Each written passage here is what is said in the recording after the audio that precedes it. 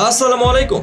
2 মাস injury কাটিয়ে October বিশ্বকাপ বাছাইয়ের ম্যাচ দিয়ে ফিরছেন মেসি। এর মাঝে কোপার পর আর্জেন্টিনা থেকেই বিদায় জানিয়েছেন ডি মারিয়া।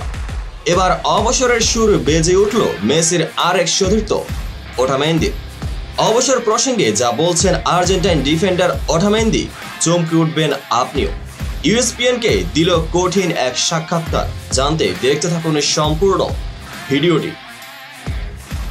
সর্বশেষ কোপা আমেরিকায়ও আর্জেন্টিনা জাতীয় দলে 3 অভিজ্ঞ তারকার উপস্থিতি ছিল, যদিও 3 জনেই ছিলেন পেশাদার ফুটবল ক্যারিয়ারের পড়ন্ত বেলায়। এর মধ্যে অ্যানহেল ডি মারিয়া অবসর নিয়েছেন কোপার শিরোপা জিতে। বাকি আছেন লিওনেল মেসি ও ডিফেন্ডার নিকোলাস ওটামেন্দি। মেসির অবসর প্রসঙ্গ বরাবরই আলোচনায় আসে। সেখানে পাওয়া যায় 2026 বিশ্বকাপে খেলার ইঙ্গিত। তবে ওটামেন্দি কতদিন আর জাতীয় দলে আছেন তা নিয়ে কথা বললেন এবার। আর্জেন্টিনা জাতীয় দলের এই সহকারী অধিনায়ক লিওনেল স্কালোনির স্কোয়াডে রক্ষণভাগে বিশ্বস্ত তারকা। আন্তর্জাতিক ফুটবলে কতদিন খেলা চালিয়ে যাবেন এমন প্রশ্ন উঠেছিলেন ওটামেন্দির কাছে। ইউএসপিএনকে দেওয়া সাক্ষাৎকারে পর্তুগিজ ক্লাব বেনফিকার এই তারকা বলেন, আমি চূড়ান্ত সময় কাটাচ্ছি, তবে এখনো কোনো সীমানা ঠিক করিনি।